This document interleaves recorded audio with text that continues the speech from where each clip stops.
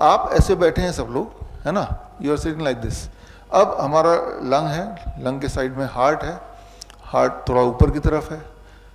जब आप ऐसे करेंगे तो हार्ट ऊपर, लंग नीचे, तो ग्रेविटी से heart will push the lung.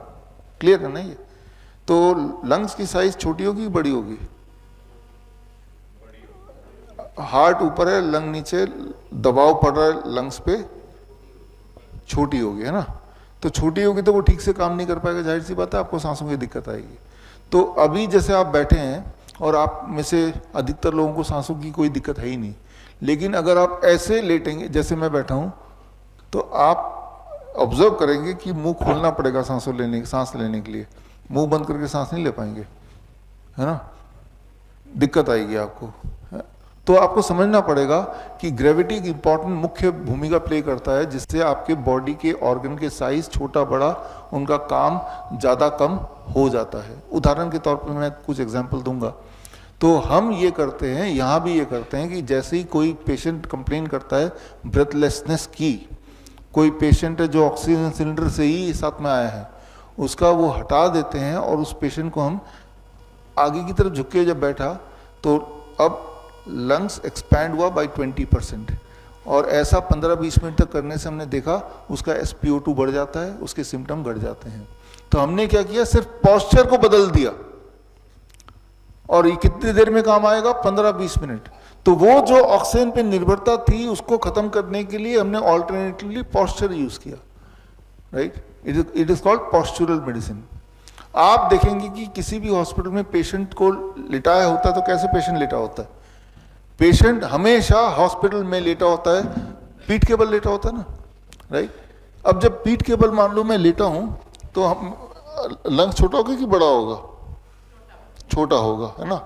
उसी पेशेंट को मैंने पेट के बल लिटा दिया, इट्स कॉल्ड प्रोन वेंटिलेशन, याद रखिए, प्रोन।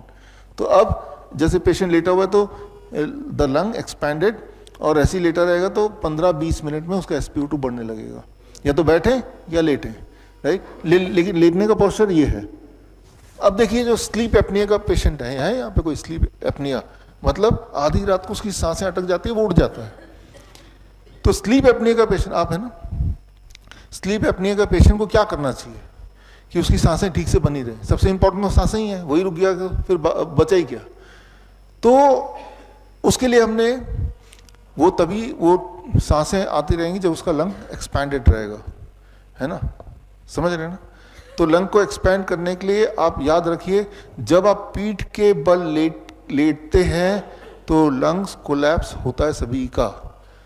तो सांसें लेनी थोड़ी सभी के लिए मुश्किल है, लेकिन जिसका लंग्स ऑलरेडी कॉम्प्रोमाइज्ड है तो उसके लिए और मुश्किल हो जाएगा, और सांसें नहीं आएंगी तो वो उड़ जाएगा, जग जाएगा।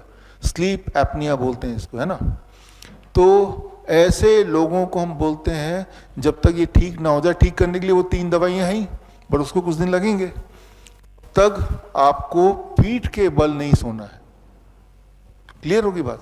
पीठ के बल नहीं सोना है। अब होगा क्या, उनको तो आदत है, जब वो सो रहा है उसको थोड़ा ना पता कि वो पीठ के बल सो रहा है, पेट के बल सो रहा है, साइड पोस्चर में सो रहा है, उसे तो नहीं पता। तो उसके लिए हमने एक मशीन बनाई है ताकि पीठ के बल वो सोए ना। 2 रुपये की मशीन। उसके लिए कुछ सामान चाहिए, एक नींबू चाहिए। हम नींबू लेते हैं, उसके एक टी-शर्ट पे यहाँ पे पीछे बांध देते हैं। अब क्या होगा, जब सो रहा है वो, अगर पीठ के बल सोने की कोशिश करे क्या होगा, वो चुभेगा और वो पीठ के बल सो ही नहीं पाएगा। और ऐसा करते ही एक दिन के अंदर उसका CPAP मशीन, BiPAP मशीन छूट गया, जो कि काफी समय से वो कई महीने से ले रहा था, समझ रहे हैं। तो बहुत बड़ी दिखने, जितनी बार CPAP मशीन पे रहेंगे साथ साथ लंग में निमोनिया होता जाएगा, लंग्स और कमजोर होते चले जाएंगे। तो जो आपकी डिपेंडेंसी है, चाहे CPAP BiPAP मशीन पे है, चाहे ऑक्सीजन कॉन्सेंट्रेटर पे है, ये सारी डिपेंडेंसी या अस्थमा के लिए, तो वो सारी डिपेंडेंसी आपके लंग्स को और ज़्यादा कॉम्प्रोमाइज करती जा रही है।